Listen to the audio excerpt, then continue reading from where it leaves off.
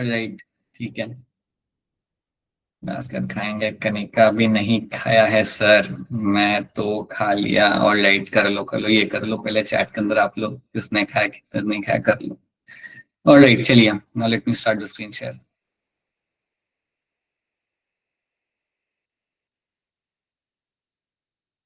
मैं अभी डिटेल में नहीं पढ़ा है। ठीक है, और ओके, चलिए let me start the screen share. हाँ जी Kanchan, good evening and all the people who have just joined in, good evening.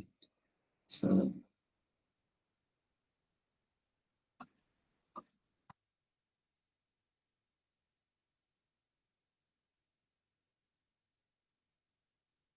चलिए स्टार्ट करते हैं हमारा रिवीजन यहाँ पे। सो जब हम रिवीजन की बात करेंगे, will be starting with the DNA replication. So the idea is to start with the first topic, that is going to be the DNA replication. से हमारी कहानी हम यहाँ पे स्टार्ट करते हैं। So let's start with the DNA replication. अब जब हम डिस्कस करेंगे डीएनए रेप्लिकेशन, तो आपको एक सिंपल सी बात यहाँ पे याद रखनी है कि रेप्लिकेशन करने के लिए you need to have DNA strand. So you'll have one strand over there, you have another, उसका कॉम्प्लीमेंट्री स्ट्रैंड आपको वहां पे मिल जाएगा। और दोनों ही स्ट्रैंड को हमें यहाँ पे यूज करना है as a template. So both strands are used as a template, और हम उसका फिर रेप्लिकेट करके हमारा एक डीएनए मॉलिक्यूल हम यहाँ पे बनाते हैं।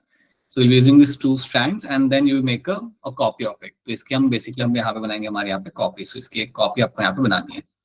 अब इसकी कॉपी बनाने के लिए आपको याद रखना है कि बहुत सारी चीजों की आपको यहाँ पे जरूरत पड़ती है। और large number of proteins are involve, कई सारे प्रोटीन यहाँ पे इन्वॉल्व होते हैं, कई सारे एंजाइम यहाँ पे इन्वॉल्व होते हैं, और ये सब करने में टाइम भी लगता है। अगर बैक्टीरिया की बात करें तो बैक्टीरिया के अंदर डीएनए रेप्लिकेशन ज्यादा टाइम नहीं लेता। तो अगर मैं स्पेसिफिकली अगर बैक्टीरिया की बात करूंगा, तो बैक्टीरिया के अंदर तो आपका रेप्लिकेशन आपका हो जाएगा 18 मिनट के अंदर। सो it will be a very like less time consuming process. But same चीज मैं ह्यूमंस के लिए नहीं कह सकता। ह्यूमंस के लिए आपका 24 घंटा लगता है पूरा एक सेल को डिवाइड होने में, उसमें से 23 घंटे तो आपके लग जाते हैं for your interface. So humans के लिए it is a lengthy process because ज्यादा न्यूक्लियोटाइड आपके वहां पे कंपेयर टू द बैक्टीरिया। तो डायरेक्टली जंप करते हैं, let's directly jump on to the process of my DNA replication and let's see आपका रेप्लिकेशन प्रोसेस आपके यहाँ पे कैसे होता है। तो पहले हम यहाँ पे याद रखते हैं कुछ एंजाइम्स के नाम। Let's have a look at few enzymes over there. जैसे कि you can have something like your DNA polymerase. सबसे इंपॉर्टेंट एंजाइम आपका यहाँ पे जो होगा that will be DNA polymerase.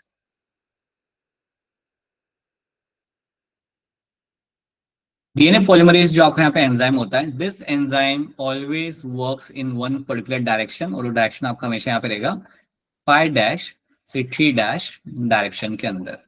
So basically मेरा डीएनए पॉलीमरेज यहाँ पे क्या करता है, जब भी वो एक नया स्ट्रैंड बनाएगा, सो it will make in this particular direction. So DNA polymerase will make a new strand in 5' to 3' direction. इसी डायरेक्शन के अंदर ये करेगा अपने यहाँ पे polymerisation. In this direction only it will do its polymerization।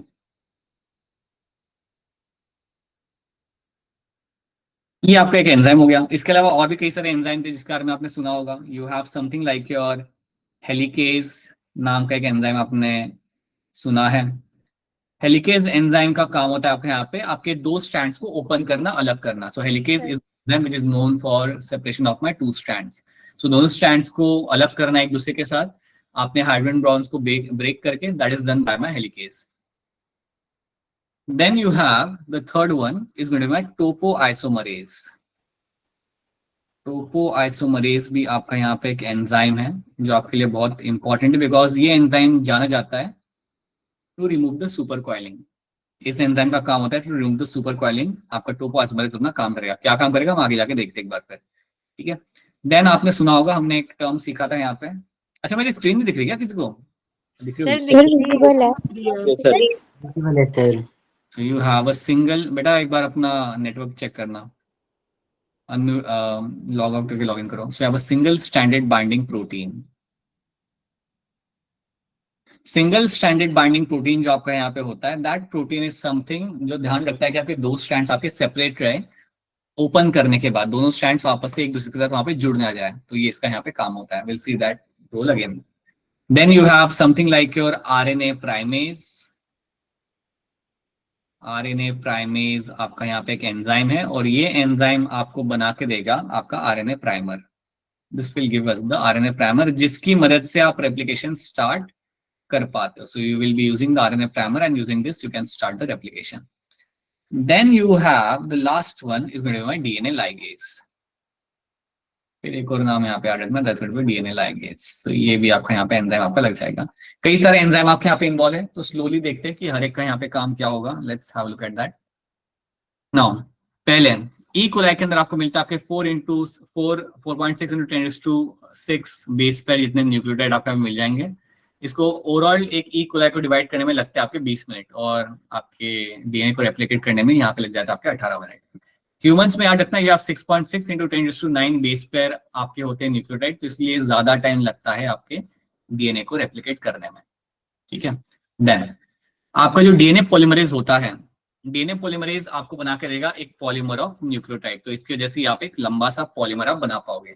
अब डीएनए पॉलीमरेज जो होता है वो बहुत फास्ट काम करता है. याद रखना 2000 बेस पेयर पर सेकेंड इसका रेट होता है. सो 2000 बेस पेयर हर सेकेंड डालना और उस स्टैंड को बनाना, that is the role of my DNA polymerase. और ये आपको बैक्टीरिया में होते हुए आपको इजीली मिल जाएगा. याद रखना है आपको यहाँ पे कि डीएनए पॉलीमरेज बहुत फास्ट काम करता है, 2000 बेस पेयर पर सेकंड के हिसाब से काम करेगा. तो इसकी एक्यूरेसी और स्पीड भी आपकी बहुत अच्छी होनी चाहिए. स्पीड तो इसकी अच्छी है ही है, it also should have a very good amount of accuracy जो आपको यहाँ पे देखने के लिए मिलती है. आप जल्दबाजी में कुछ और नहीं डाल सकते वहां पे.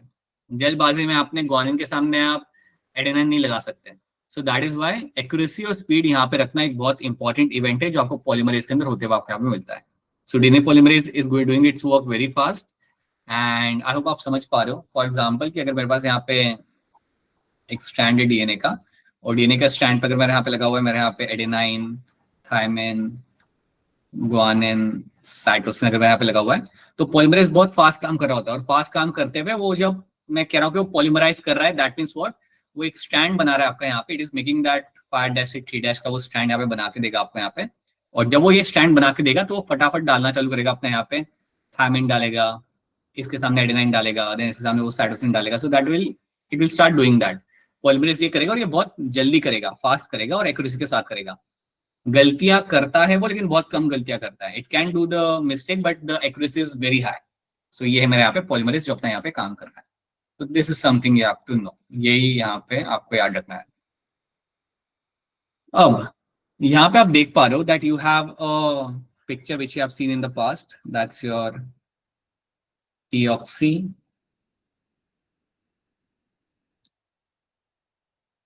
ribonucleoside triphosphate.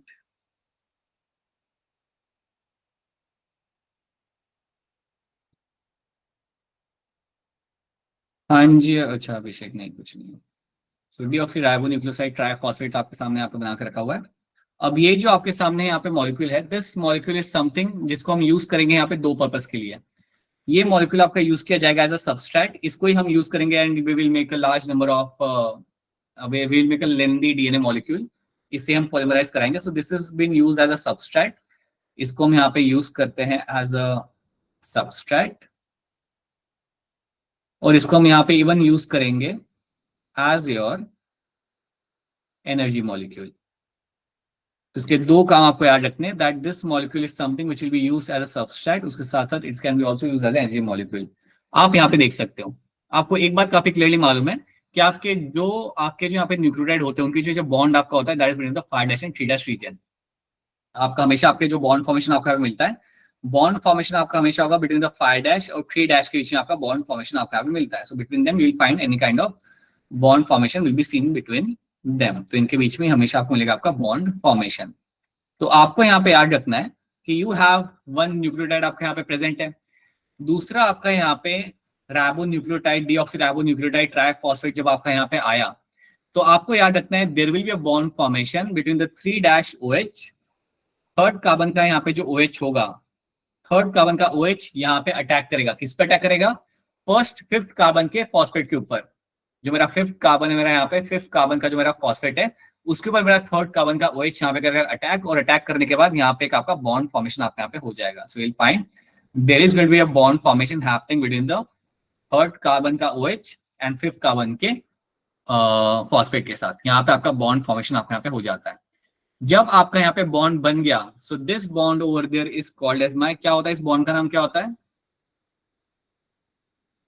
इसको याद नहीं, फॉस्फोडाइस्टर बॉन्ड। कुछ याद आ रहा है आपको, थोड़ा थोड़ा याद आ रहा है कुछ? Yes, Yes, sir. sir. Yes, sir. हाँ बेटा, थके हुए साउंड कर रहे हो आप लोग, you cannot be. So you should be knowing this, that you have this bond over there which is called as my phosphodiester bond. तो phosphodiester bond आपको यहाँ पे बनते हुए आपको यहाँ पे मिल जाएगा। तो याद रखना हमेशा बॉन्ड फॉर्मेशन आपको यहाँ पे होगा थर्ड कार्बन के OH और फिफ्थ कार्बन के फॉस्फेट के साथ आपको यहाँ पे बॉन्ड फॉर्मेशन आपको यहाँ पे होते हुए मिलेगा। Now you have to know कि जब मेरा यहाँ पे बॉन्ड फॉर्मेशन होगा तो एक ये पॉलीमर बन रहा है, दोनों यहाँ पे जुड़ चुके हैं। अब अगर मुझे यहाँ पे एक और अगर मुझे यहाँ पे लगाना पड़ेगा, अच्छा one more thing before that, जब ये बॉन्ड फॉर्मेशन होता है तो उसके बाद ये जो मॉलिक्यूल है, ये जो मेरे दो फॉस्फेट यहाँ पे है, they are my pyrophosphate, these are my pyrophosphate. तो ये पायरोफॉस्फेट वहां से निकल जाएंगे, so they will get related from that side. तो मेरे यहाँ पे 3 फॉस्फेट थे, 2 फॉस्फेट यहाँ पे निकल जाएंगे और जब ये बॉन्ड ब्रेक होगा तो यहाँ से आपकी जनरेट होती है आपकी एनर्जी। ये आपके यहाँ पे ब्रेक होगा ना, when this pyrophosphate will get remove, तो वो टाइम पे आपका यहाँ पे एनर्जी जनरेट होगा। So at that point of time there will be release of the energy, और उसी एनर्जी को यूज करके हम यहाँ पे बॉन्ड बना पाते हैं।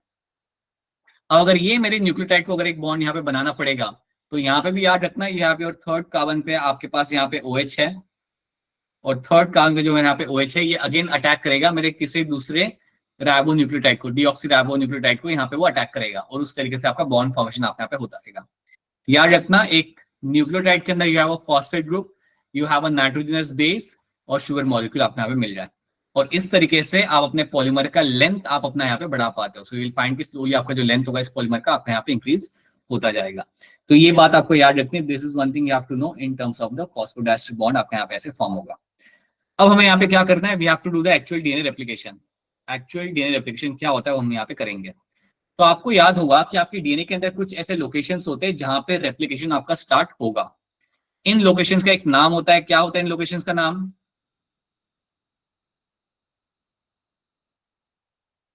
बेटा बहुत बढ़िया, बहुत बढ़िया।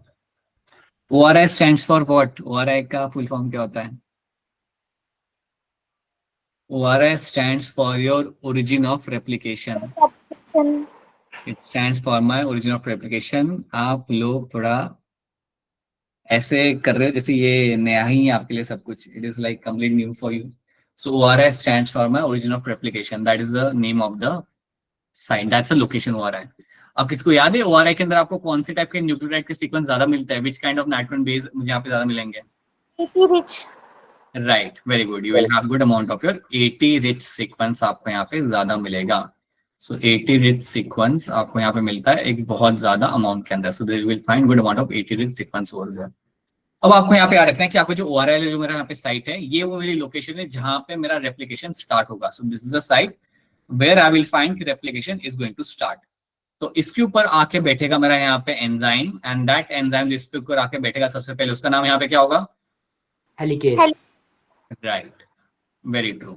Helicase. बिल्कुल सही. तो इसके ऊपर मेरा आके बैठेगा यहाँ पे enzyme that is going to be your helicase. अब जैसे मेरा हेलिकेज यहाँ पे आके बैठता है वो अपना काम यहाँ पे चालू करेगा. वो एडेनाइन और थायमाइन के बीच में जो यहाँ पे बॉन्ड्स होंगे वो ब्रेक करेगा. सो जितने भी यहाँ पे आपके हाइड्रोजन बॉन्ड्स होंगे उनको यहाँ पे ब्रेक किया जाएगा और जब उनको आप यहाँ पे ब्रेक करोगे when you break those bonds over there तो मेरे दोनों स्ट्रैंड्स अब सेपरेट होना चालू करेंगे.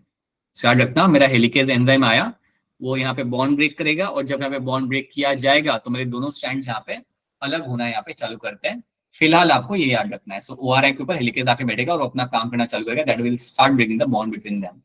सो ये अनवाइंड करेगा या मैं कहूंगा ये ओपन करेगा अपने डीएनए स्ट्रैंड्स को. जब आप डीएनए स्ट्रैंड्स को ओपन करते हो तो वो कुछ ऐसे हो जाता है. So now you have this two strands जो आपके एक दूसरे से यहाँ पे अलग हो चुके हैं और ये दोनों स्ट्रैंड जो मेरे यहाँ पे एक दूसरे से यहाँ पे अलग हो चुके हैं इनको आपको अलग ही रखना है. आप नहीं चाहते कि दोनों स्ट्रैंड दोनों साथ में आके चिपक जाए और इनको आप यहाँ पे अलग रख सकते हो with the help of a protein and that protein over here is called as my single stranded binding. Single stranded binding protein. Right. तो सिंगल स्ट्रैंडेड बाइंडिंग प्रोटीन जो आपका यहाँ पे होगा इसका काम यहाँ पे ये होगा कि दोनों स्ट्रैंड्स को ये अपना अलग रख पाएगा. ठीक है. हेलिकेज ने अपना काम चालू कर दिया. हेलिकेज ने जब अपना यहाँ पे काम चालू किया तो याद रखना हेलिकेज अब आगे बढ़ेगा. सो it will start moving forward. So helicase अपना आगे बढ़ना चालू करेगा. आपको याद रखना है कि जब हेलिकेज अपना यहाँ पे अनवाइंडिंग करता है दोनों स्ट्रैंड्स को, तो आपका हेलिकेज के आगे, so on the front side what will happen, आपके जो डीएनए स्ट्रैंड्स होंगे वो ज्यादा और उलझ जाएंगे, वहां पे आपका ज्यादा like they will get more coiled over there. So आगे वाले साइड के अंदर क्या होगा होते हुए आपको मिलेगा, you will find super coiling will seem to be happening. जब आप यहाँ पे दो स्ट्रैंड्स को सेपरेट करते हो, जब आप दोनों स्ट्रैंड्स को आप यहाँ पे अलग करते हो, when you unwind the strands, तो आगे वाले जो स्ट्रैंड्स होते हैं यहाँ पे आपको होते हुए मिलेगी आपके यहाँ पे super coiling. So over there you will find super coiling होते हुए आपको यहाँ पे मिलेगी। अब सुपर क्वाइलिंग अगर आपके यहाँ पे हो रही है तो ऐसा समझो कि आगे आपका और गुच्छा बन रहा है आपके स्ट्रैंड्स का, वो बहुत ज्यादा एक दूसरे के साथ वहां पे क्वाइल हो रहा है, उसको आपको रिमूव करना पड़ेगा। तो सुपर क्वाइलिंग को रिमूव करने के लिए आपके पास यहाँ पे एक एंजाइम होगा जो आपका आके काम करेगा, and that enzyme is called as my Topoisomerism.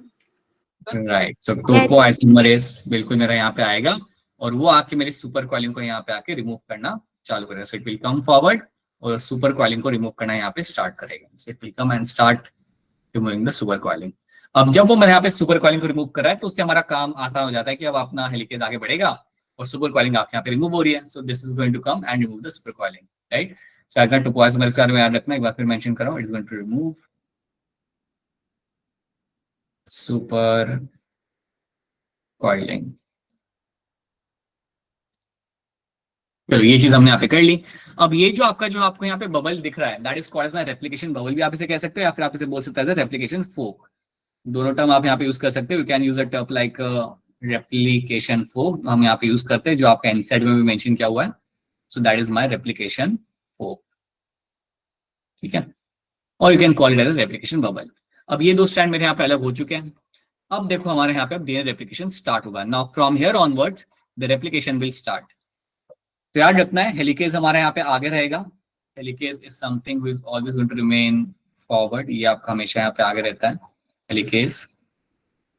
इसके साथ आपका यहाँ पे रहेगा आपका topoisomerase. You will find topoisomerase is also something जिसके आगे आपका बढ़ेगा। और याद रखना ये जो हेलिकेज होगा ये आगे बढ़ता जाएगा, तो आपका स्ट्रैंड एक डायरेक्शन में आपका ओपन होता रहेगा। So in one particular direction the strand will just keep on opening. अब दोनों स्टैंड आपके यहाँ पे अलग हो गए, 3 से 5 वाला भी अलग हो गया है, मतलब दोनों स्टैंड आपके यहाँ पे अलग हो चुके हैं।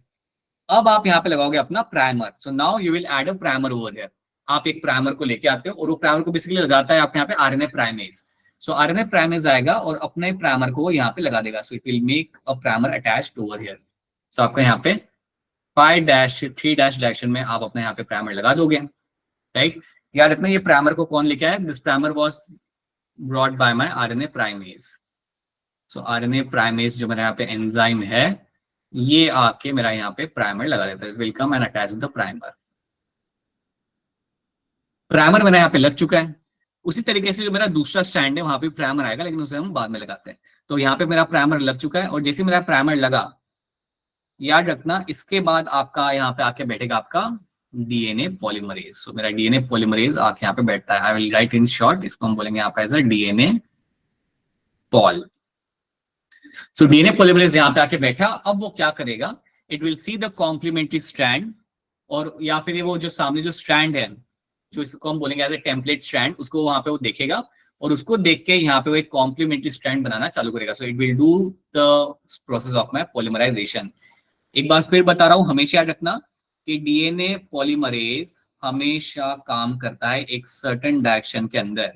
It always works in a 5-3 direction में वो अपना यहाँ पे काम करेगा। ये हमेशा आपका काम करेगा 5 से 3 डायरेक्शन के अंदर। That's it, that is what you have to know कि DNA polymerase will always work in a 5 to 3 direction में आपका ये काम करता है, ठीक है। तो आपका पॉलीमरेज आपका यहाँ पे आके बैठा है। The polymerase have come and sit over here.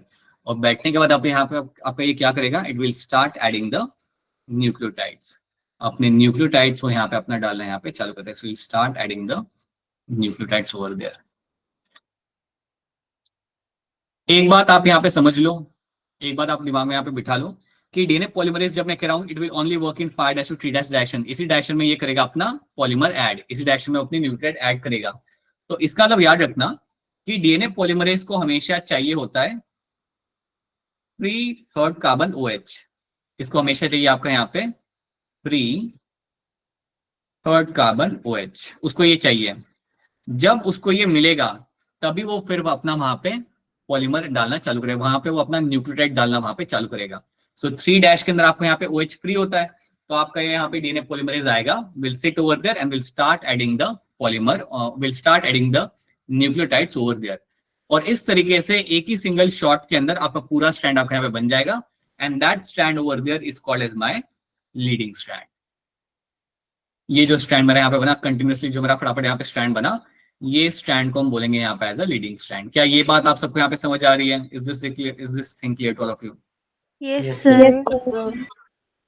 ठीक है, अभी देखो ये हम रिवाइज कर रहे हैं, तो अगर लगे ना कि अरे सर ये यही नहीं आ रहा था मुझे, यही वापस बता दो, then just let me no.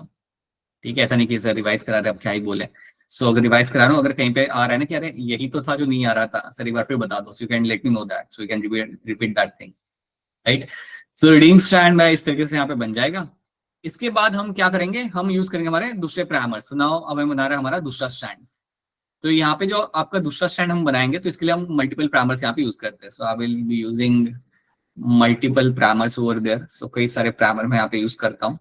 All primer are in the 5-3 direction वाले प्राइमर है। तो एक प्राइमर हम यहाँ पे यूज नहीं करते, you use the multiple primers over there. अब यहाँ पे भी आपका आएगा DNA polymerase, so over here also will find the DNA polymerase will come, और वो आके अपने न्यूक्लियोटाइड यहाँ पे डालना चालू करेगा। यहाँ पे डालेगा, फिर निकल जाएगा, फिर वापस से नया पॉलीमरेज आएगा, वो यहाँ पे आएगा, डीएनए स्ट्रैंड डालेगा, निकल जाएगा। So that is what it will be doing over there.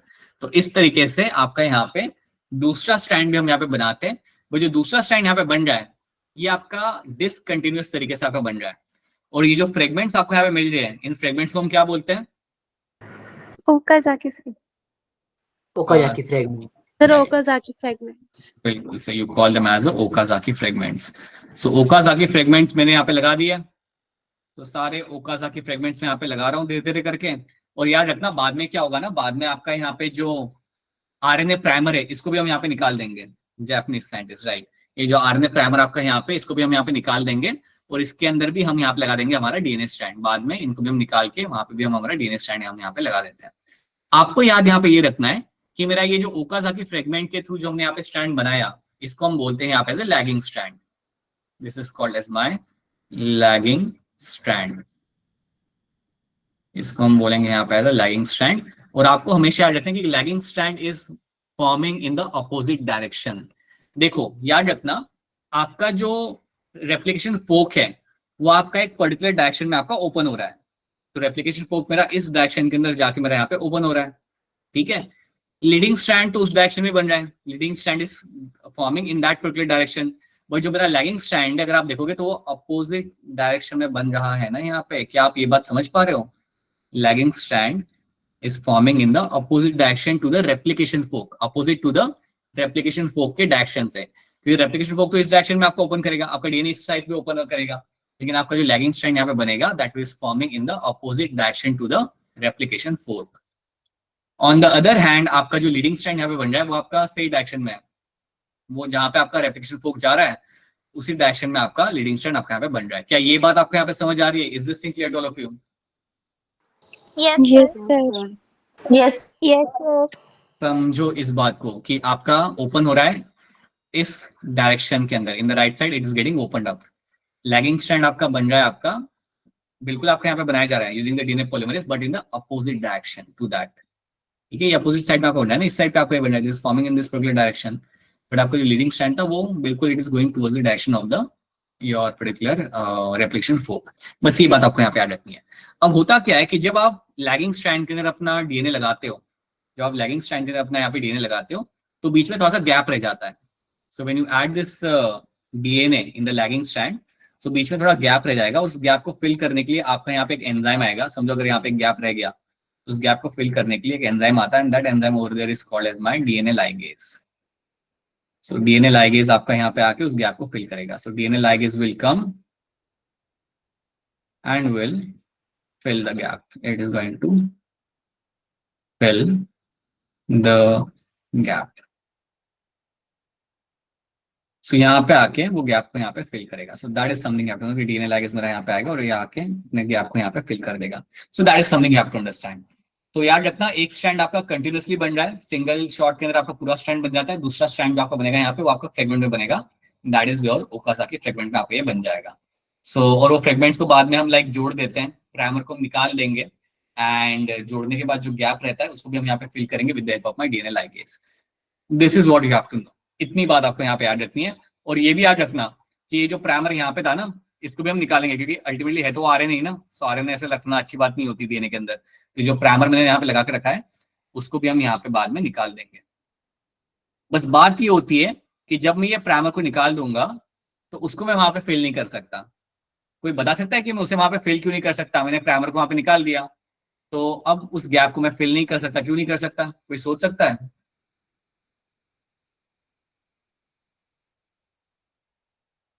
इसलिए नहीं कर सकता बेटा क्योंकि मेरा वहां पे प्री 3OH मेरा वहां पे अवेलेबल नहीं है। थर्ड कार्बन का OH चाहिए ना आपके आरएनए पॉलीमरेज को। आरएनए पॉलीमरेज उल्टा तो ऐड नहीं करेगा अपना पॉलीमर, अपना न्यूक्लियोटाइड उल्टा तो ऐड नहीं कर सकता। सो RNA polymerase will always work in a 5' to 3' direction और आपको फ्री 3 कार्बन OH आपको वहां पे चाहिए, जो आपको यहाँ पे मिल नहीं रहा। You can not see that right now in front of you, इसलिए आपका यहाँ पे ये फ्रेगमेंट आपका खाली ही रहेगा। तो इसलिए मैंने आपको पहले भी बोला था, अगर आपको याद होगा तो, हर एक डीएनए रेप्लिकेशन के बाद आपका डीएनए थोड़ा सा छोटा हो जाता है और वो भी एंड से थोड़ा सा स्मॉल आपका जाएगा डीएनए, बिकॉज आप उस प्राइमर को वहां पे आप रिप्लेस नहीं कर सकते। ठीक है, so these are the rules you have to know. ये सारे आपके पॉलीमरेज और ये सारे आपके जो एंजाइम्स, इनके रोल आपको यहाँ पे याद रखना। अगर आप इतने याद रख लेते हो आपको क्वेश्चन सॉल्व करने में दिक्कत यहाँ पे नहीं आएगी। क्या ये वाली स्लाइड आपको क्लियर है? बताइए मुस्कान। बोलिए बोलिए मुस्कान, बोलिए। सर ये जो डीएनए लाइगेज है वो लैगिंग स्ट्रैंड के पास आएगा। तो लेगिंग स्ट्रैंड में क्या होता है बेटा? लेगिंग स्ट्रैंड में हम एक तो डालते हैं हमारा ओकाज़ाकी फ्रेगमेंट, उसके बाद हमारा जो प्राइमर होता है उसको भी रिमूव किया जाता है और उसकी जगह भी आप लगाते हो डीएनए। अब वो सब डीएनए लगाने के बाद थोड़ा सा गैप बीच में रह जाता है, so there is small gap over there which remains over there.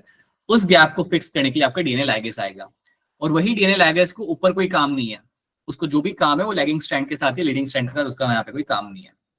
ठीक है, that is what DNA ligase does. तो ये है मेरे यहाँ पे enzymes and that is what they have done.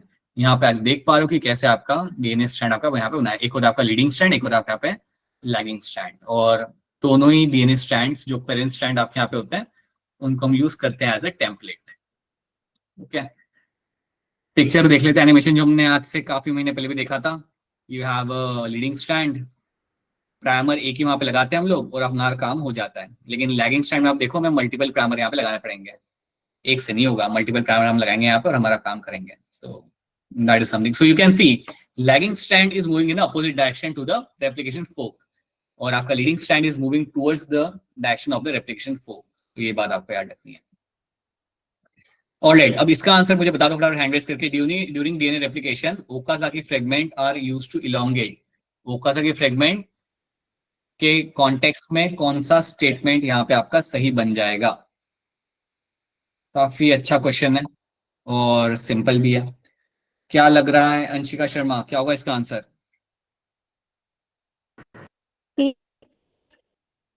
Okay, आपको सी लग रहा है। कोमल शर्मा क्या लग रहा है आपको? सर सी। सी लग रहा है। उन्नति आपको क्या लग रहा है? Sir C. Right, lagging strand away from the replication fork, बिल्कुल सही। It will be lagging strand which is form opposite from the replication fork, बिल्कुल सही। सी आपका यहाँ पे सही आंसर है। ठीक है, method of DNA replication in which 2 strands of DNA separate and synthesises a new strand. ये टाइप के रेप्लिकेशन को हम यहाँ पे क्या बोलते हैं? ये आप अनम्यूट करके वैसे ही बता दो आप लोग, इस टाइप के रेप्लिकेशन को हम क्या बोलते हैं? Semi conservative. Semi conservative. ऐसे वाले को हम बोलते हैं यहाँ पे as a semi conservative nature of my replication, बिल्कुल सही। ठीक है, ये सारे बाकी क्वेश्चन आप बाद में देख लेना। Okay, so that is something we have done. We are done with the DNA replication. अब यहाँ पे हमारी दूसरी कहानी स्टार्ट करते हैं, जो हमारी कहानी है यहाँ पे। अच्छा, अब बता दो मुझे डीएनए रेप्लिकेशन को लेकर कोई समस्या है? बता दो, कोई चीज है जो अभी भी आपको क्लियर नहीं तो बोल दो। No sir. क्लियर है सर। फ्यूचर में कुछ याद आएगा ना एकदम से, अभी शायद याद नहीं आ रहा, लेकिन बाद में याद आए कि अरे ये नहीं समझ आया था। सो बता देना। ठीक है, so now let's start with my DNA. We are done with this, we let's start the transcription over there. अब जब मैं यहाँ पे ट्रांसक्रिप्शन की बात करता हूँ तो ये करने के लिए हमारा यहाँ पे जो एंजाइम मैं यूज करता हूँ उस एंजाइम का यहाँ पे नाम होता है, बड़ा नाम है इसका, DNA dependent RNA polymerase. So DNA dependent RNA polymerase is the name of the enzyme जो हम यूज करेंगे हमारे ट्रांसक्रिप्शन के दौरान. इसको हम शॉर्ट में इवन बोल सकते हैं एज RNA polymerase. तो हम शॉर्ट में बोलेंगे as RNA polymerase as enzyme. इस एंजाइम से ही आप करते हो अपना ट्रांसक्रिप्शन स्टार्ट. अब ट्रांसक्रिप्शन के बारे में पहली चीज याद रखना कि जब भी मैं बोलूंगा ट्रांसक्रिप्शन, जब भी मैं कहता हूँ वर्ड ट्रांसक्रिप्शन, तो आपका सिंपल यहाँ पे लॉजिक ये होना चाहिए कि डीएनए में से हम बना रहे हैं हमारा RNA. So you will be having DNA strand. So you have 2 strand आप यहाँ पे याद रखना आपके होते डीएनए के हमेशा, और उनमें से ही हम बनाएंगे, इसी डीएनए में से हम बनाऊंगा मेरा यहाँ पे RNA. So using this DNA I will be making the RNA over there. सवाल यहाँ पे ये आता है, 2 सवाल यहाँ पे आते हैं. पहली चीज, आरएनए पॉलीमरेज मेरा किस डायरेक्शन में मेरा पॉलीमराइजेशन करेगा. जैसे मेरा डीएनए पॉलीमरेज कर रहा था वैसे ये भी करता है. So RNA polymerase will also polymerize in pi dash to 3 dash direction. So RNA polymerase भी जब आपका एक आरएनए आपको बना के देगा, that will be synthesized in pi dash to 3 dash direction. That's one thing you have to know. Second चीज, आपके सामने सवाल ये आएगा कि जब आप डीएनए को ऑब्जर्व करते हो, जब आपके सामने एक डीएनए स्ट्रैंड होता है, तो वो डीएनए स्ट्रैंड में से कौन सा स्ट्रैंड हम यहाँ पे यूज करेंगे हमारा एमआरएनए या आरएनए बनाने के लिए. तो अगर आपके सामने एक डीएनए, हाँ, टेम्पलेट स्ट्रैंड, तो आपको मुझे ये बताना है कि इनमें से कौन सा होता है मेरा टेम्पलेट स्ट्रैंड. सर फर्स्ट वाला 3 प्राइम टू 5 प्राइम वाला. हाँ, 3 डैश 5 डैश वाला है, 3 प्राइम टू 5 प्राइम वाला जो मेरा यहाँ पे स्ट्रैंड होगा, this strand will be used as a template strand. देखो ये स्ट्रैंड जो मेरा यहाँ पे होता है ना, इसके लिए हम यहाँ पे 2 टर्म यूज कर सकते हैं. हम इसे इवन बोल सकते हैं as a non coding strand. This can be also called as my non coding strand, या फिर हम इसके लिए एक और टर्म यहाँ पे यूज कर लेते हैं जिसको हम बोलते हैं as a template strand. Template मतलब जिसको मैं यूज करूंगा, इसका इस्तेमाल करके मैंने बनाना है मेरा यहाँ पे आरएनए मॉलिक्यूल. और जो उसके अपोजिट जो मुझे यहाँ पे स्ट्रैंड मिलता है, इसको हम बोलते हैं कोडिंग स्ट्रैंड, लेकिन वो किसी चीज के लिए कोड नहीं कर रहा होता. This is a coding strand, लेकिन ये हमारे कोई काम का नहीं है. तो ये बात दिमाग में बिठा लो कि आई will be using my 3 dash 5 dash वाला मेरा यहाँ पे स्टैंड है, इसको मैं यहाँ पे यूज करूंगा as a non coding stand और अ टेम्पलेट स्टैंड, और इसको देख के मैं बनाऊंगा मेरा यहाँ पे RNA. So using this I will be making my mRNA molecule. तो इसको देख के हमारा यहाँ पे एमआरएनए या आरएनए हमारे यहाँ पे बनाया जाता है. ठीक है, so that is something you have to know. चलिए देखते हैं इसको थोड़ा और अच्छे से देखते हैं कि ये करने में हमें हमारा क्या क्या एनर्जी लग रही है, क्या क्या यहाँ पे होते हुए मिलेगा.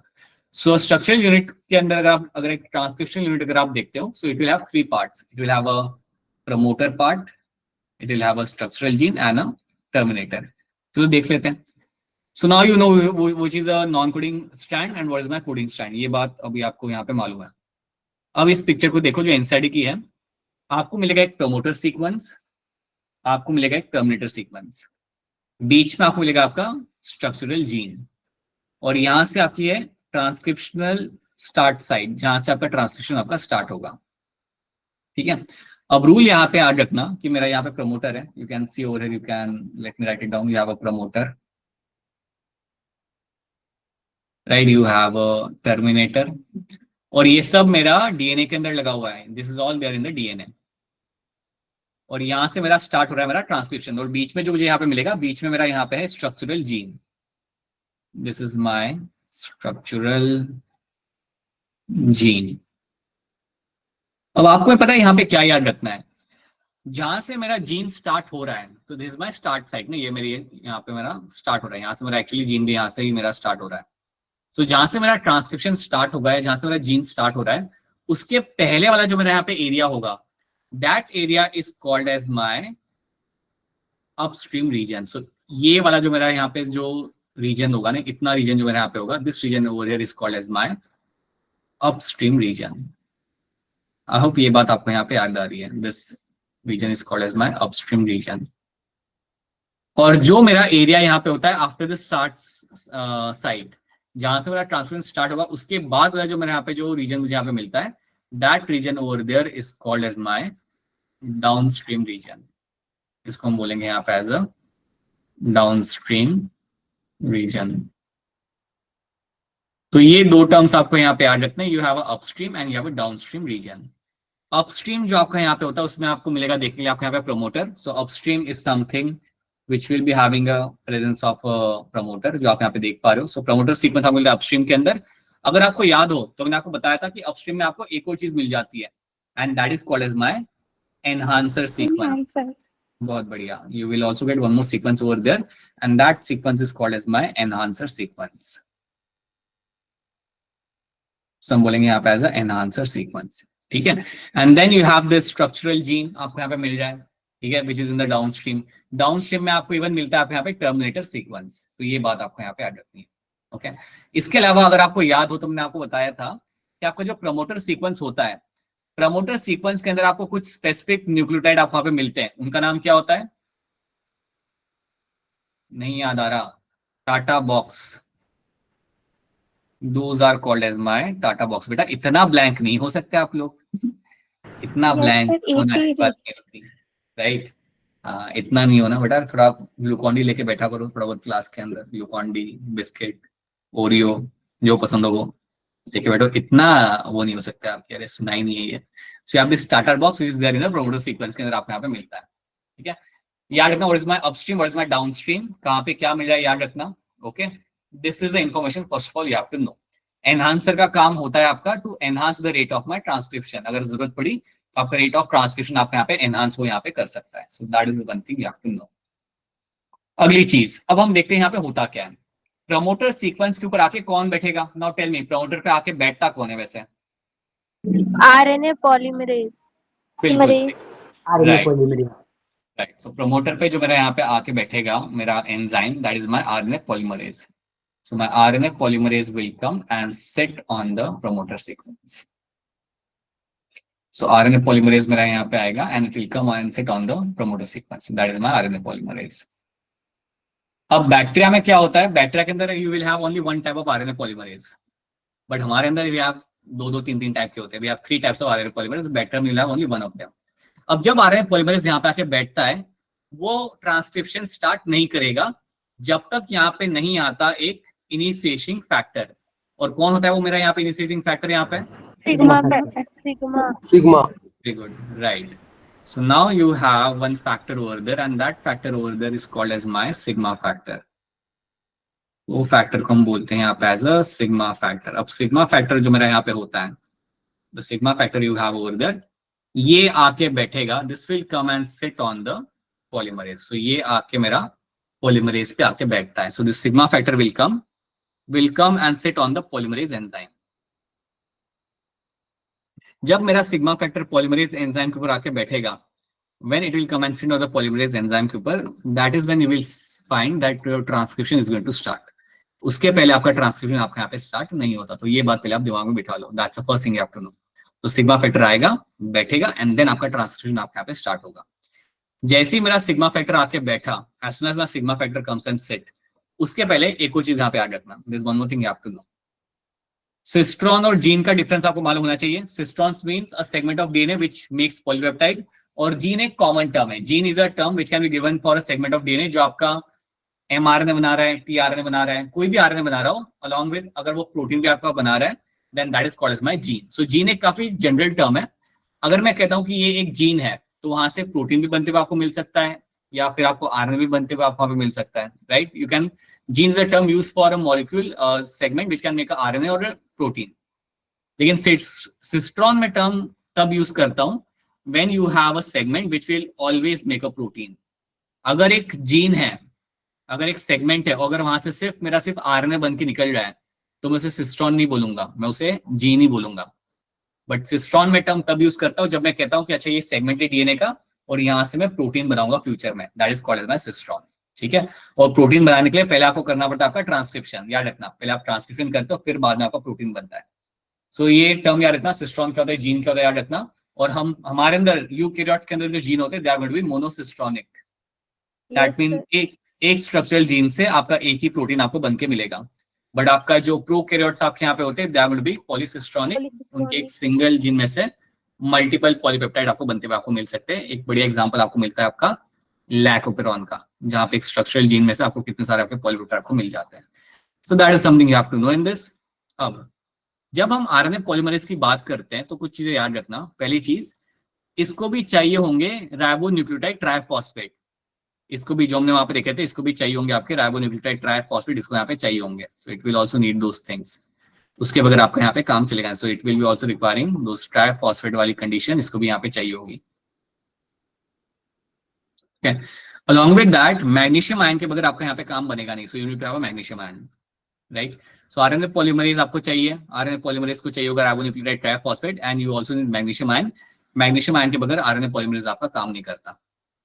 आरएनए पॉलीमरेज अगर आप यहाँ पे देखोगे, so it will have number of units यहाँ पे alpha dash alpha, beta dash beta, this is called as my core enzyme. बिना सिग्मा फैक्टर के जो आपका आरएनए पॉलीमरेज है, इसको हम बोलते हैं यहाँ पे एज अ कोर एंजाइम। ये बात आप यहाँ पे याद रखना। चलिए देखते हैं हम ऐसे कैसे बढ़ाते हैं आगे। सो आरएनए पॉलीमरेज आके बैठा, और जैसे सिग्मा फैक्टर आके बैठेगा, आपका होगा यहाँ पे initiation. So now my polymerase will start moving forward. So मेरा पॉलीमरेज अब धीरे धीरे आगे बढ़ना चालू करेगा। सो माय पॉलीमरेज अब मेरा यहाँ पे आगे बढ़ चुका है। So now it has move forward on the gene. अब जैसे वो जीन के ऊपर आगे बढ़ेगा ना, व्हाट विल हैपन, वो 3 डैश से 5 डैश के अंदर जो आपका स्ट्रैंड है उसको ऑब्जर्व करेगा और उसका बनाएगा वो complementary strand. It will make the mRNA basically. तो जब मेरा पॉलीमरेज आगे बढ़ेगा तो मेरा यहाँ पे एमआरएनए सिंथेसिस यहाँ पे स्टार्ट हो जाएगा, which will be happening in the 5 dash two 3 dash direction. So मेरा एमआरएनए यहाँ पे बनना स्टार्ट हो जाता है। So my mRNA will start forming over there, और मेरा पॉलीमरेज ऐसे ही आगे बढ़ता जाएगा। It will just keep on moving forward, और आगे बढ़ते बढ़ते हुए it will reach to the terminator sequence. ये मेरा पहुंच जाएगा मेरा यहाँ पे टर्मिनेटर सीक्वेंस के पास। It will reach towards the terminator sequence. अब जैसे ही मेरा वो पहुंचता है मेरा टर्मिनेटर सीक्वेंस के पास, जैसे ही वो मेरा पहुंचता है यहाँ पे मेरे टर्मिनेटर सीक्वेंस के पास, तो उसके बाद क्या होगा, यू विल फाइंड आपका एक नया फैक्टर इसके ऊपर आके बैठेगा, and that factor is going to be my rho factor. Rho factor. Right, एक नया फैक्टर इसके ऊपर आके बैठेगा यहाँ पे, and that factor over here is called as my rho factor. अब जैसे ही रो फैक्टर इसके ऊपर आके बैठता है, दैट इज अ सिग्नल कि अब आपको टर्मिनेट करना है अपना यहाँ पे ट्रांसक्रिप्शन। तो जैसे मेरा रो फैक्टर इसके ऊपर आके बैठेगा, मेरा यहाँ पे ट्रांसक्रिप्शन मेरा खत्म हो जाएगा, बेसिकली मेरा पॉलीमरेज वहां से चला जाएगा, और जैसे मेरा पॉलीमरेज वहां से निकल गया, मेरा एमआरएनए पे मेरा यहाँ पे डिटैच होकर फ्री हो जाएगा। So now I will find my mRNA will get released.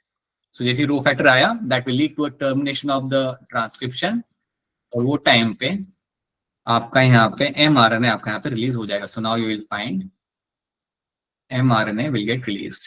काफी बड़ा बना दिया, बढ़िया। MRNA has been formed. अब आरएनए आपका अलग अलग तरीके से आपके यहाँ पे बन सकता है। You can find RNA like mRNA की मैं बात कर रहा हूँ, but you can find tRNA हो गया, आरआरएनए हो गया, सब इसी तरीके से आपके बनाए जाएंगे। So I can see that is how my RNA has been formed. So RNA आपका यहाँ पे बन चुका है। इतनी चीज आपको यहाँ पे याद रखनी है। तो 3 इवेंट्स आपके यहाँ पे हो रहे हैं। इनिशिएशन आपका यहाँ पे हो रहा है। अच्छा, एक और बात याद रखना, सिग्मा फैक्टर ने एक बार गाड़ी चालू करा देना ही है, फिर वहां से चला जाएगा।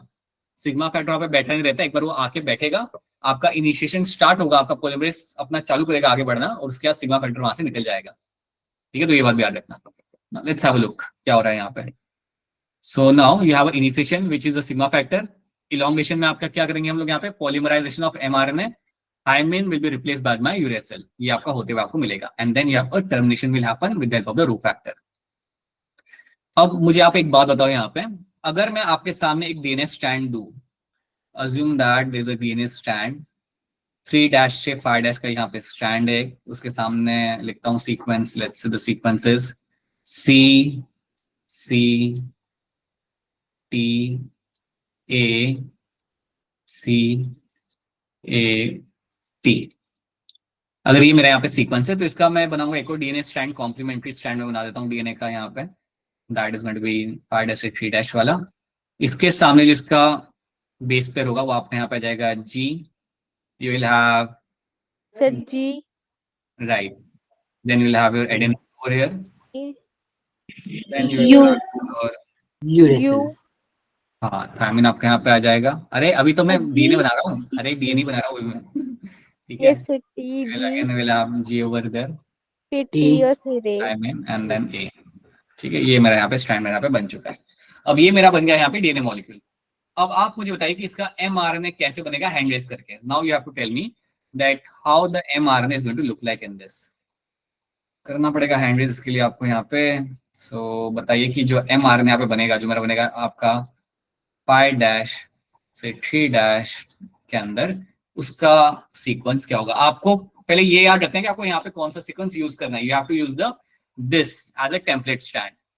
इसको यहाँ पे यूज करना पड़ेगा एज ए टेम्पलेट स्ट्रैंड, और इसको देख के आप मुझे बताइए कि आपका mRNA का सीक्वेंस आपके यहाँ पे क्या बनेगा। इसका सीक्वेंस आपको यहाँ पे याद रखना है CCTAC80, ये सीक्वेंस आपके सामने, इसका आपको बनाना है, इसको यूज करके you have to make the mRNA, इसको ही यूज करके आपको mRNA, बिकॉज इसी को ही तो हम यूज करते हैं। बस याद रखना जहाँ पे थायमिन आना चाहिए वहां पे यूरेसिल को आपको लगाना है। बताइए तमन्ना क्या बनेगा यहाँ पे सीक्वेंस? सर जी जी, जी, ओके, फिर सर ए, ठीक है, फिर यू, राइट, फिर जी, राइट, फिर यू और फिर ए। राइट, बिल्कुल सही।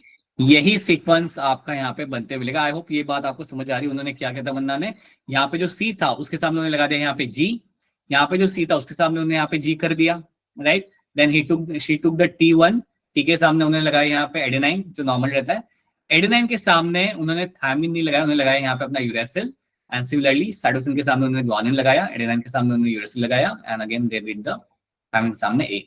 इस तरीके से आपका यहाँ पे स्ट्रैंड बन चुका है। तो इस तरीके से हमारा यहाँ पे mRNA का स्ट्रैंड यहाँ पे बन चुका है। क्या ये बात आप सबको यहाँ पे समझ आ रही है कैसे हमने स्ट्रैंड बनाया, या अभी भी कंफ्यूजन हो रहा है यहाँ पे कुछ? Yes sir. Yes sir. फिर समझ आ फिर से समझा दें हम आपको यहाँ पे, ठीक है। एक काम करते हैं, एक और बनाते हैं हम यहाँ पे स्ट्रैंड। समझो you have one strand which is going to be having my A T, so इसको हम ऐसे बनाते हैं। काम करते हैं, एक और mRNA बना के देखते हैं हम यहाँ पे अपने हिसाब से, ताकि आपको हमेशा याद रहे। देखो समझ जा रहा है, ऐसे ही पूछ लो। सो ये हैव पहले हम बनाएंगे डीएनए। सो ये है मेरा डीएनए का स्ट्रैंड 3' से 5' डायरेक्शन वाला। इसमें लगा हुआ है मेरा यहाँ पे, let's say you have your adenine, thymine, thymine, guanine, cytosine, adenine. ये मेरा एक डीएनए का स्ट्रैंड है, ठीक है। इसका मैं बनाऊंगा कॉम्प्लीमेंट्री स्ट्रैंड। सो मेरे दो, ये मेरा टोटल बनेगा मेरा लाइक 2 स्ट्रैंड होते हैं ना डीएनए के अंदर। तो यार मेरा कॉम्प्लीमेंट्री स्ट्रैंड, तो यहाँ पे आपका आ जाएगा थायमिन। आप लोग बताओ यहाँ पे क्या आएगा? एडेनाइन। यहाँ पे क्या आएगा? एडेनिन, एडेनाइन, राइट, यहाँ पे आएगा मेरा cytosine, cytosine, cytosine, guanine, thymine. Thymine. तो मेरा स्टैंड में यहाँ पे बना चुका हूँ, मेरा डीएनए का स्टैंड बन चुका है। अब मैं आपसे पूछ रहा हूँ कि बनाओ मेरे लिए मेरा mRNA। Now you have to get mRNA out of this. Now again raise your hand, all of you can raise your hand and then I will explain how that has been done. तो जब मैं आपको कहता हूँ कि आप इसका बनाओ mRNA, तो पहली चीज आपने यूज करना है ये वाला strand. You have to use this as a template strand हमेशा। 3' से 5' का जो स्ट्रैंड होगा वही आपको यहाँ पे यूज करना है, ठीक है। अब कोई मुझे बताइए, चलिए आप मुस्कान, सिर्फ जिनका नाम मुस्कान है, बताइए यहाँ पे मेरा इसका mRNA का स्ट्रैंड यहाँ पे कैसे बनेगा? 5' से 3' में जो स्ट्रैंड बनेगा उसमें क्या क्या मिलेगा? बोलिए। टी mRNA है, ये RNA है, तो थायमिन नहीं आएगा ना यहाँ पे, क्या आएगा फिर? ए के सामने सर क्या? ए देखो ये वाला अगर मैं स्ट्रैंड यहाँ पे यूज कर रहा हूँ 3' से 5' वाला, तो अगर सामने ए है तो ए के सामने यहाँ पे क्या आना चाहिए? You, you. ए के सामने आपका यहाँ पे यू आएगा, बिकॉज आप थायमिन नहीं लगा सकते ना आपका, क्योंकि आरएनए बना रहे हो। आप बना रहे हो आपका यहाँ पे mRNA या RNA जो भी आप बना रहे हो यहाँ पे, you cannot add thymine over there, वहां पे आपको हमेशा यूरेसिल मिलेगा। तो बताइए ये जो थायमिन यहाँ पे है इसके सामने क्या आएगा फिर? ए यहाँ पे तो ए आ जाएगा, ठीक है। देन नेक्स्ट क्या होगा? ए राइट, ए। फिर सी, एडेनिन सी, राइट। देन साइटोसिन जी यहाँ पे आएगा आपका जी, ग्वानिन ठीक है। एंड देन एंड यू, में आपका यहाँ पे वापस आएगा यू यूरेसिल। तो ये सीक्वेंस मेरे यहाँ पे बन चुका है। यू। तो ये बात आपको याद रखनी है, हाँ ये सीक्वेंस आपको, यही बात आपको याद रखनी है कि आपको 3' से 5' का स्टैंड यूज करो and then you can make your complementary stand over there. तो इस तरीके से आपका ये बन जाएगा, ठीक है। सो इस तरीके से that is one thing you have to understand all the time. इस तरीके से आप अपना आरएनए यहाँ पे बनाते हो। अब पता है कई बार क्या करेंगे वो लोग, देखो आपके सामने 2 डीएनए स्ट्रैंड्स है। एक ही आपका यहाँ पे this is going to be your non coding strand, इसको मैं टेम्पलेट भी कहता हूँ, राइट। इसको मैं नॉन कोडिंग भी बोल सकता हूँ यहाँ पे, और मैं इसको इवन कह सकता हूँ एज ए टेम्पलेट स्ट्रैंड, जिसको हम यहाँ पे यूज करेंगे। आपको ये बात काफी अच्छे से याद रखनी कि ये होगा मेरा नॉन कोडिंग स्ट्रैंड, इसको मैं यूज करूंगा, and this strand over there is my coding strand. अब अगर आप यहाँ पे इसे देखोगे ध्यान से ना, तो अगर आपको कोई बोले कि मैं आपको कोडिंग स्ट्रैंड दे रहा हूं और आप मुझे बताओ कि इसका आरएनए क्या बनेगा, what kind of RNA can be form using coding strand. तो बताए आप क्या कर सकते हो, आप सीधे कोडिंग स्ट्रैंड को देखो और जहां पे आपका थायमिन है वहां पे यूरेसिल लगा दो, बाकी सब आपका सेम रहेगा। आप देखो यहाँ पे the coding strand and mRNA के बीच में जो डिफरेंस यहाँ पे आ रहा है that is only between the thymine, है ना। सो थायमिन जहां पे वहां पे यूरेसिल लगा दो, आपका एमआरएनए वैसे ही आपका बनकर रेडी हो जाएगा। आप ये कर सकते हो, ये एक डायरेक्ट तरीका है आपका करने का। या फिर आप ये भी कर सकते हो, अगर आपको लगे कि नहीं पहले मैं टेम्पलेट स्ट्रैंड बनाता हूँ फिर मैं उसका बनाता हूँ एमआरएनए, वो भी आप कर सकते हो। It will just take a minute more, but ऐसे आप डायरेक्टली भी अपना एमआरएनए आप यहाँ पे बना के देख सकते हो। अगर आपको मैं कोडिंग स्ट्रैंड देता हूँ ना और मैं कहता हूँ कि इसका एमआरएनए बनाओ, तो आप डायरेक्टली भी आप बना सकते हो। चलिए एक काम करते हैं, एक मैं बना के एक मैं आपको यहाँ पे दिखाई देता हूँ। Let me give you, let's say this is my coding strand. ये मेरा कोडिंग स्ट्रैंड है डीएनए का 5' है 3' का। इसमें लगा हुआ मेरा यहाँ पे I have thymine, thymine, adenine, adenine and I have my cytosine and guanine. अगर ये मेरे सामने यहाँ पे if I have this thing और मैं बोलूँ कि अब बताइए आरएनए कैसा होगा, नाउ टेल मी दैट जब आरएनए बनाओगे इस डीएनए में से, मैंने पूरा डीएनए आपके सामने रखा भी नहीं है, अगर मैं आप बोलूँ कि बताओ इसका आरएनए क्या बनेगा, then you should be able to tell me कि इसका आरएनए आपका कैसे बन के आएगा। बताइए फ्रेंड्स कैसा बनेगा यहाँ पे आरएनए। सर ए। आरएनए बना रहे हैं हम लोग आरएनए, ठीक है। हाँ तो ए आएगा या क्या आएगा यहाँ पे? सर यू है। Sir A. यू आएगा सर। देन अच्छा but you have this thing ना, this is going to be अरे ये कोडिंग स्टैंड बेटा आपका, ये आपका कोडिंग स्टैंड है, this is my coding strand. हाँ बताओ what will happen over here. ठीक है सर हाँ, यू यू आएगा आपका, उसके बाद क्या होगा यहाँ पे आपका, याद रखना सब ये कोडिंग स्टैंड है। देन ए ए सी जी सी जी। और इसका अगर मुझे बनाना हो मेरा नॉन कोडिंग स्टैंड, अगर इस स्टैंड को यूज करके ये मेरा डीएनए है ना, अगर इसको यूज करके मुझे बनाना नॉन कोडिंग स्टैंड, उसका नॉन कोडिंग स्टैंड क्या बनेगा डीएनए का, सर ए ये भी बना के देख लो। ए टी टी जी सी जी सी। ये बन जाएगा मेरा यहाँ पे non coding stand. So yes this is what you have to do in this, यही आपको करना है और कुछ नहीं करना है इसके अंदर। तो अगली बार इसके ऊपर बेस क्वेश्चन आएगा तो प्लीज कर लेना directly, because these are the question they generally ask in exam. अगर आपको याद हो तो हमने ये क्वेश्चन किए थे क्लास के अंदर, ऐसे question. So these are the kind of things you have to understand. इस तरीके से आपका एमआरएनए बनाया जाएगा, इस तरीके से आपका यहाँ पे ट्रांसक्रिप्शन खत्म किया जाएगा। अब आप एक बात बताओ मुझे, जब आप ट्रांसक्रिप्शन यहाँ पे आप करते हो, जब आप ये कर रहे हो प्रोकैरियोट्स के अंदर, तो वहां पे आपका एमआरएनए जो आपको बन के मिलता है उसको हम डायरेक्टली यूज कर सकते हैं ट्रांसलेशन के लिए। बट सेम चीज मैं क्या यूकैरियोट्स में कर सकता हूँ? The answer is no. No sir. जब यूकैरियोट्स के अंदर No, मेरा यहाँ पे बताइए, हाँ it has to undergo some kind of modifications. इसके अंदर आपको कुछ ना कुछ मॉडिफिकेशंस यहाँ पे करने पड़ेंगे, और उस प्रोसेस को हम क्या बोलते हैं जहां पे आपको करने पड़ेंगे modifications? RNA processing. Very good, that is called as my RNA processing. Very good Abhishek, आप तो इस लेक्चर्स में थे भी नहीं ना जब ये हो रहा था, या थे या नहीं थे? नहीं था सर। स्टिल आपको आता है, that's a good thing. So you have this RNA processing जो आपका यहाँ पे हम करेंगे हमारे यूकैरियोटिक डीएनए के आरएनए के साथ, not with the prokaryotic RNA.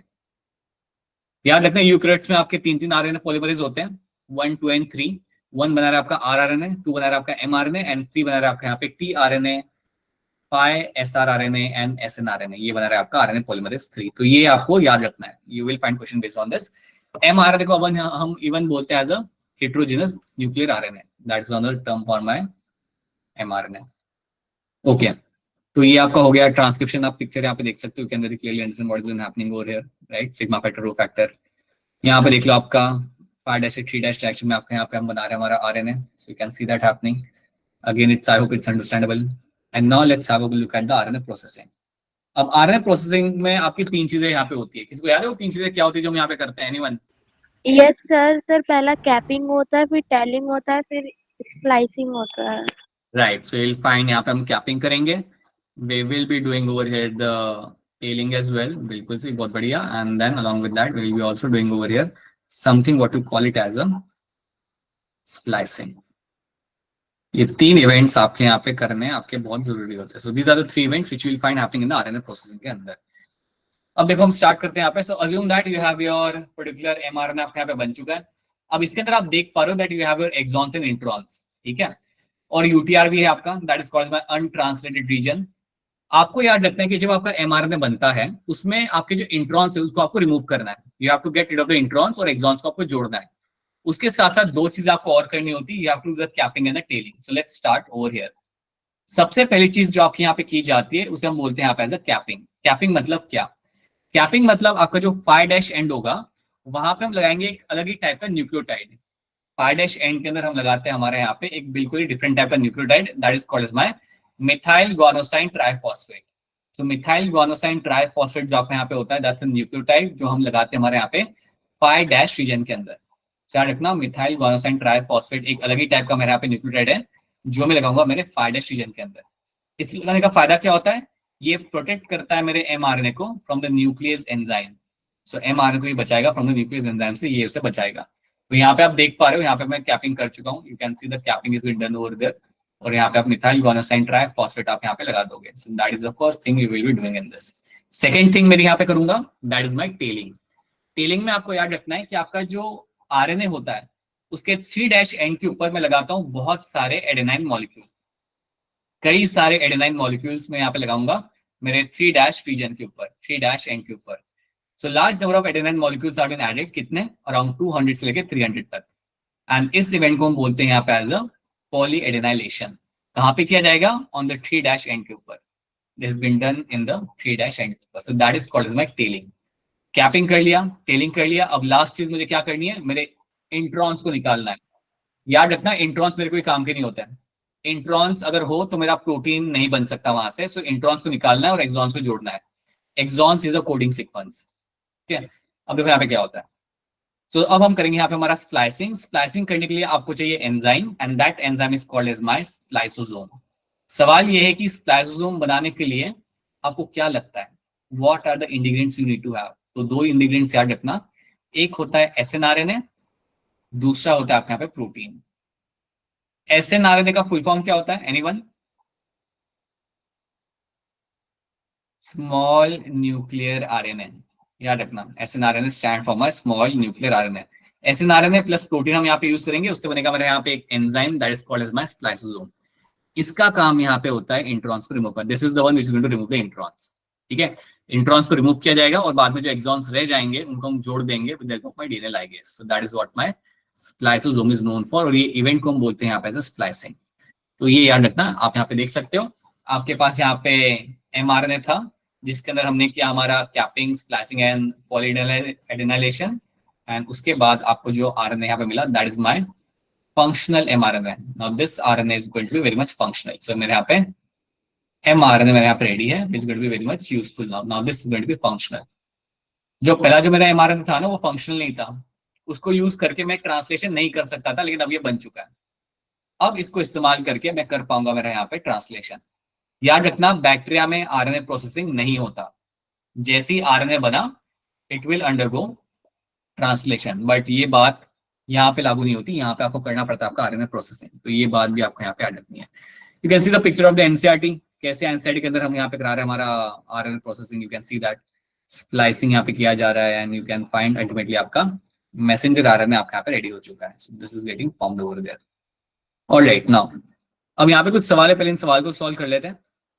Question number 115, the process of copying the genetic information DNA to RNA. करिए हैंड रेस, चलिए raise your hand to answer this. Okay, बताइए कोमल शर्मा, क्या होगा इसका answer? Sir transcription.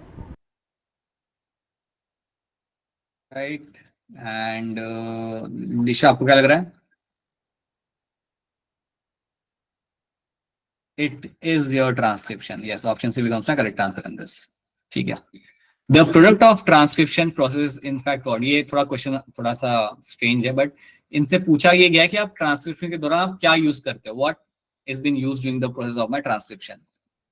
So ABCD, क्या आप पूरे DNA को कॉपी करते हो इनटू आरएनए, या कोई सेगमेंट वाले डीएनए का उसे आप कॉपी करते हो? बोथ एंड बी या नन ऑफ द अबव? बताइए मुस्कान गुप्ता, क्या होगा इसका answer? Sir option B. Pooja आपको क्या लग रहा है? Sir option B. Right. So only a segment of DNA is getting copied to RNA. So that's going to be true thing. बिल्कुल सही. In the process of transcription, the strand of DNA with polarity dash act as a dash strand. ध्यान से देखो and then raise your hand. जब transcription हो रहा होता है तो उस हिसाब से fill in the blank में आपका यहाँ पे क्या सही बैठेगा. So you have to pay attention and then you have to raise your hand. Alright. क्या लग रहा है दीप्ति, क्या होगा इसका आंसर?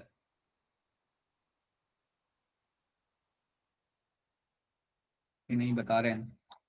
ओके. प्रिंस क्या लग रहा है? Sir B. अभिषेक क्या लग रहा है आपको? Sir B. Palak? Sir B. Right, it is your option B. आपकी पोलैरिटी जो होती है ना डीएनए स्ट्रैंड की, जिसको हम यूज करते हैं एज ए टेम्पलेट, वो होती है आपकी 3' या 5' डायरेक्शन के अंदर ही. 3' या 5' की आप यहाँ पे लगी पोलैरिटी, और उसको हम यहाँ पे यूज करेंगे to make your RNA, right. And that's my template strand. उसको हम बोलते हैं यहाँ पे एज ए टेम्पलेट स्ट्रैंड. तो यस, बी बनेगा यहाँ पे as a correct answer. A segment of DNA coding for a polypeptide is termed as, ये अनम्यूट करके वैसे ही बोल दो, उस सेगमेंट को हम क्या बोलते हैं जो पॉलीपेप्टाइड बना रहा होता है? Sir सिस्ट्रोन. Cistron becomes my correct answer. So that is called as my cistron over there. बिल्कुल सही, right? Rho factor is a in the process of transcription in bacteria is also known as, ये जो factor आपके सामने यहाँ पे है, इसका एक और नाम यहाँ पे क्या हो जाता है? करिए हैंड रेज एंड बताइए क्या लग रहा है इसका answer. Muskan Gupta. Sir option C termination factor. Option C आपको यहाँ पे लग रहा है, और ऑप्शन सी आपका यहाँ पे सही आंसर है. It is called as my termination factor. Termination factor भी कहा जाता है मैंने यहाँ पे रो फैक्टर को. तो बिल्कुल सही बात है, राइट. देन इन बैक्टीरिया, ये क्वेश्चन के अंदर like you have multiple answers are be true. In bacteria in context to mRNA which of the following is not true. इनमें से कौन सा स्टेटमेंट आपके यहाँ पे ट्रू नहीं है? तो याद रखना, इसमें आपका दो स्टेटमेंट आपके यहाँ पे ट्रू नहीं है. एक तो ये है post transcriptional modification are required like splicing. नहीं, that's not true. That's going to be not true. उसके साथ साथ transcription and translation takes place in different compartment, ये बात भी आपके यहाँ पे नॉट ट्रू है. ये क्वेश्चन आपने पहले भी एक बार किया था. Translation occurs only after transcription, so that is something which going to be true. उसके बाद ही आपका ट्रांसलेशन आपका यहाँ पे होगा, दैट्स ट्रू. बट बाकी दो स्टेटमेंट आपके यहाँ पे अनट्रू है. सो मल्टीपल आंसर्स यहाँ पे आएंगे. A and B are both of them can be correct over there. Total number of RNA polymerase found in the eukaryotes, कितने आरएनए पॉलीमरेज आपको यहाँ पे मिल जाते हैं? हैंड रेस करने के पहले सोचना कि शायद आपको ये भी पूछा जाएगा कि वो क्या बना रहा था वहां पे. सो अभिषेक बताइए क्या होगा इसका आंसर? सर 3. आरएनए पॉलीमरेज 2 क्या बनाता है अभिषेक? सर एमआरएनए और बस एमआरएनए, बस RNA polymerase 2 will make the mRNA. ठीक है. मुस्कान गुप्ता बताइए आरएनए पॉलीमरेज 3 क्या बनाता है? सर टीआरएनए, एसआरआरएनए और एसएनआरएनए. बहुत बढ़िया, right. And then RNA polymerase 1 will be making my particularly your rRNA. ठीक है.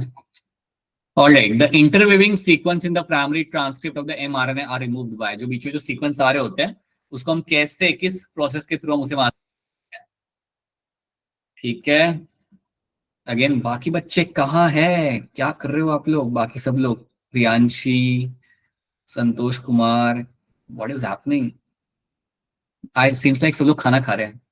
सब लोगों ने आराम से बैठे हुए, सब लोग बाकी लोग खाना लगा के बैठे हुए एंड लेक्चर लगा के रखा है आप लोगों ने. Seems like that. बताओ क्या नाम है, कौन है, कोई है ना बच्चे यहाँ पे? नहीं. तमन्ना बताइए, आप बताइए क्या होगा इसका आंसर? Sir capping. अरे अरे अरे अरे, इंटरवीविंग सीक्वेंस हम रिमूव करें. The intervening sequence of primary transfer of mRNA remove, क्या था जो स्प्लाइसिंग. क्या कहते हैं? स्प्लाइसिंग. हाँ, अरे बाबा ये गलत नहीं करना, ऐसा क्वेश्चन गलत नहीं करना आप लोगों ने. It's a simple answer, splicing आएगा इसका आंसर यहाँ पे. तो it will B option D यहाँ पे. ठीक है, राइट. अच्छा एक बात बताओ, क्लास की स्पीड ठीक है, थोड़ी कम करनी है? सर नहीं ठीक है. सर ठीक है. अगर कभी ऐसा लगे ना कि क्लास स्पीड ज्यादा हो रही है या लग रहा है कि अटेंशन जा रहा है, then let me know. RNA polymerase 1 is going to be transfer, ये भी मैंने आपको बताया था, it's going to making the rRNA, right. Okay. Post transcriptional modification called as telling.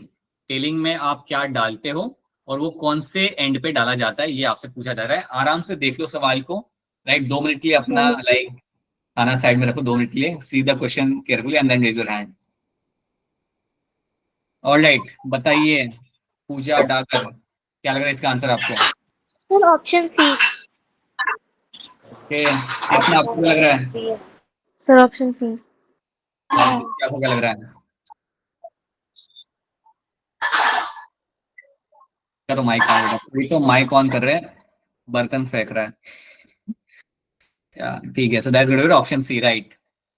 Add inlet end 3' end के ऊपर आपको ये मिलते हुए, आपको एडेनिन मॉलिक्यूल आप डाल रहे हो बेसिकली अपने 3' एंड के ऊपर, right. Now let's talk about my genetic code को हम यहाँ पे थोड़ा सा देखते हैं। ये सिंपल है, ये इसमें ज्यादा कोई लोड नहीं है, यू नो दैट। हमें बस यहाँ पे याद रखना है कि वो साइंटिस्ट कौन थे, उन्होंने क्या कंट्रीब्यूट किया था। देखो आप सब लोग जानते हो ना, the genetic code is always going to be triplet, ये तो आप जानते हो, it is always going to be triplet, right. और अगर मेरे पास 4 बेसिस हैं, इफ आई हैव 4 बेसिस, तो ये 4 बेसिस यूज करके मैं कितने पॉसिबल कॉम्बिनेशन बना सकता हूँ? 64।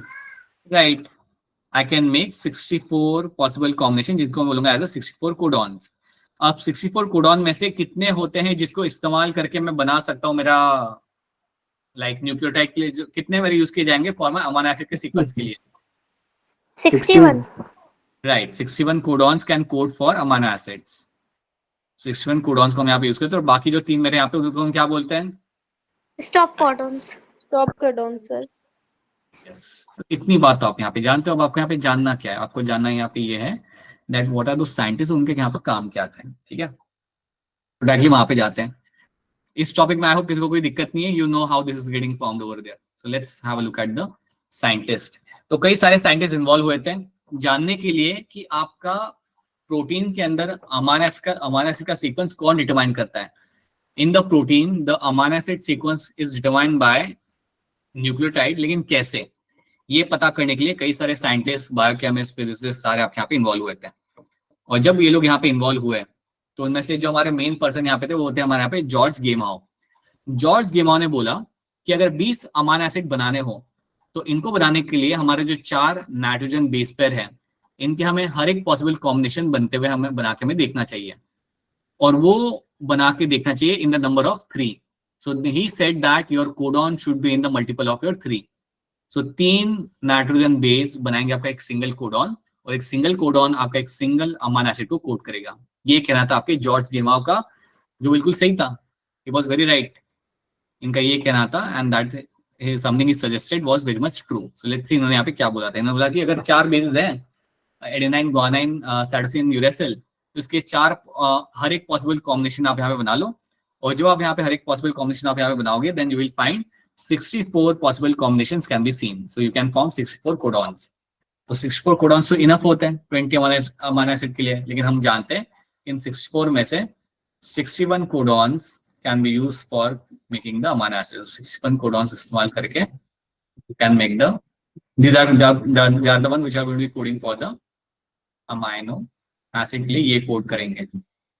बाकी 3 codon जो आपके यहाँ पे होते हैं, the 3 codons you have,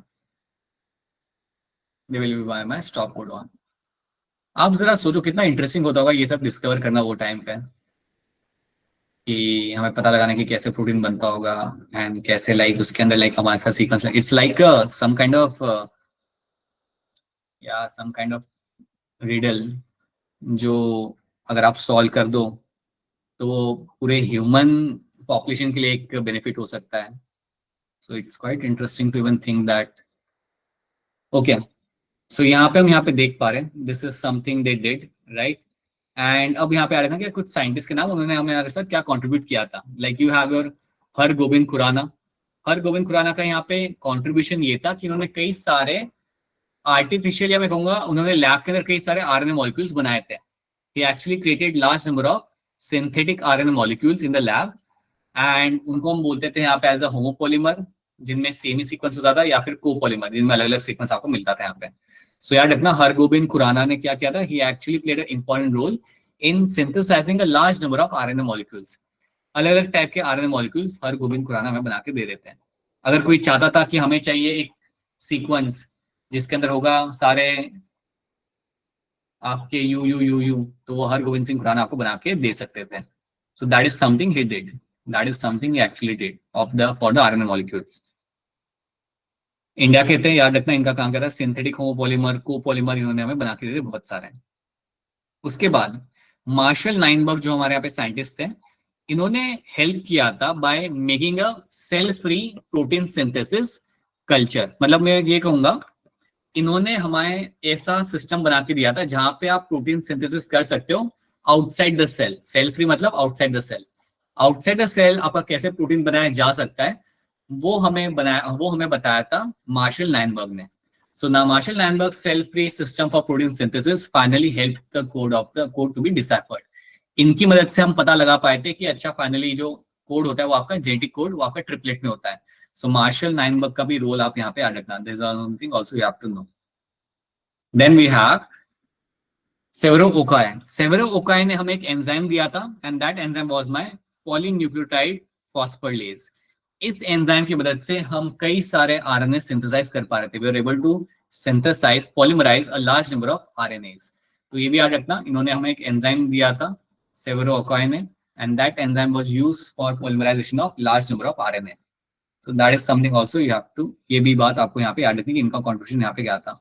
scientist के कंट्रीब्यूशन आपके सामने एग्जाम में आ सकते हैं मैच द फॉलोइंग के अंदर, इसलिए इनको याद रखना कि his enzyme was very much helpful in polymerizing the RNA with defined sequence in the template for the genetic code was prepared। तो जो भी आपको टाइप का आपको आरएनए चाहिए था बनाने के लिए, वो बनाने के लिए ये एंजाइम हमें काफी ज्यादा वहां पे हेल्प कर रहा था। So this was the name of the enzyme. ये है आपका यहाँ पे genetic code which you already know, right. 61 codons you have, ये सब हम यहाँ पे देख चुके हैं। याद रखना, one codon will only code for one amino acid, ये बात आप यहाँ पे जानते हो। It's going to be unambiguous in nature and specific. ये सारे पॉइंट्स याद रखने हैं आपको, ये सारे पॉइंट्स आपके बोर्ड्स में आ सकते हैं एज अ क्वेश्चन के लिए, that what are those specific characters of your codon genetic code. तो ये आपका बोर्ड्स में आ सकता है, तो ये सारे पॉइंट्स आपको वहां पे लिखने पड़ेंगे। Then you have some amino acid are coded by more than one codon, hence their code is degenerate। आपको कई सारे ऐसे मिलेंगे, like you will have number of such codons, like you will find a single amino acid will be coded by number of codons। एक amino acid के लिए आपको 4 से 5 कोडॉन मिल जाएंगे, तो ऐसा भी आपको होते हुए मिलेगा। That is called as my the code is degenerate। Then you have the codon is read in the RNA in a contiguous fashion, there is no punctuation। Codon जो आपके यहाँ पे होते हैं दे आर यूनिवर्सल, मतलब अगर you अगर code कर रहा है मेरा फिनाइल एलिलिन आपके ह्यूमंस के अंदर, तो बैक्टीरिया में भी वो सेम ही कोड करेगा। सो बैक्टीरिया से लेके ह्यूमन से लेके वेल तक सबके अंदर कोडॉन का जो ये कोड रहेगा that is going to remain the universal, वो सेम रहेगा सबके लिए। एक्सेप्शन आपको मिल जाता है, कहाँ मिलता है, you will find the exception in the mitochondrial codon के अंदर आपको मिलेगा एंड इन सम प्रोटोजोन्स, बाकी सबके अंदर ये सेम रहता है।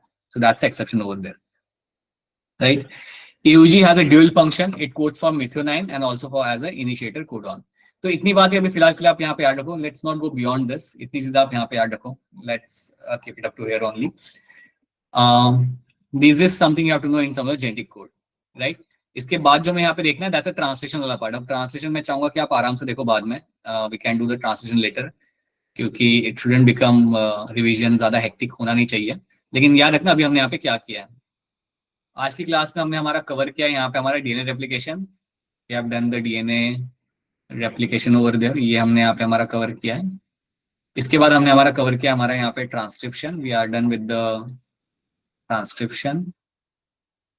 Then we are also done with my RNA processing, ये भी हमने हमारे यहाँ पे कर लिया है, right. And then we have seen something in terms of my genetic code, ठीक है। अभी हमें क्या करना है अगली क्लास के अंदर, अब आप लोग मुझे बताइए अगली क्लास में मैं तो आपको 2-3 चीज तो कराने वाला हूँ। I will make you do something called as my translation, एक ये चीज हम कर लेंगे। इसके अलावा और क्या करना चाहते हो आप? ट्रांसलेशन में आपको कराऊंगा, उसके साथ I can also cover the lac operon as well. इसके अलावा बताइए और आपको क्या करना है इसमें, इस चैप्टर में से बोलिए, अनम्यूट करके बोलिए बेटा, अनम्यूट करके बोलिए। सर क्वेश्चन प्रैक्टिस सर मेल्टन और स्टाइल्स एक्सपेरिमेंट करवा दीजिए। Sir question practice. Sir experiment. सारे के सारे, अच्छा ठीक है, चलो एक्सपेरिमेंट यहाँ पे लिख देता हूँ मैं। सो एक्सपेरिमेंट हम यहाँ पे कर सर लेंगे। एक हार्सियन चीज का।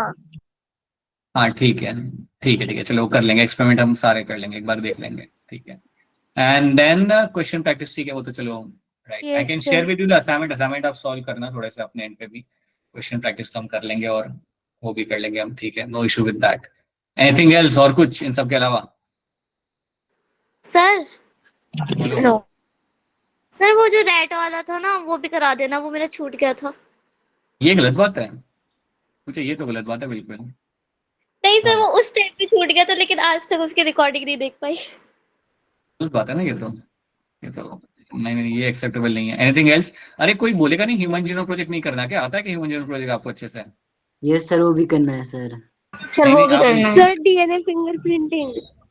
अब याद आ रहा है आप सबको ये सब कैसे होगा एक क्लास के अंदर? आओ, चलो करेंगे, फटाफट करेंगे तो हो जाएगा, ठीक है। सो थोड़ा Sir, स्पीड जो करेंगे। important है वो करवा दीजिएगा.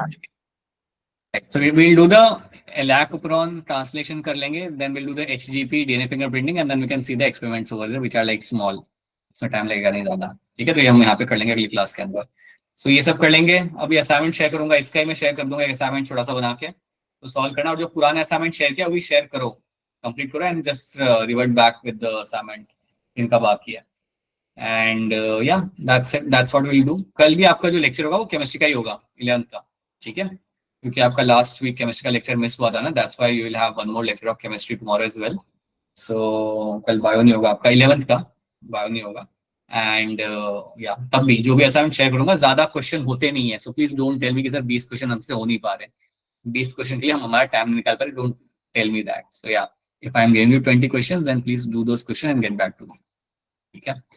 सो yeah that's it from my end. अच्छा एक बार फिर बता दो, क्या अब आपको ये सारे टॉपिक्स क्लियर है जो आज हमने किए यहाँ पे, replication, transcription, is this clear to you? तो इसको एक बार रिवाइज कर लेना, एनसीईआरटी में से एक बार रिवाइज कर लेना और क्वेश्चन सॉल्व थोड़ा अपने एंड पे कर लेना। If you do the question solving थोड़ा अपने एंड से भी, I will share with the assignment with you. So या हो जाएगा सब। Okay, sir. Right.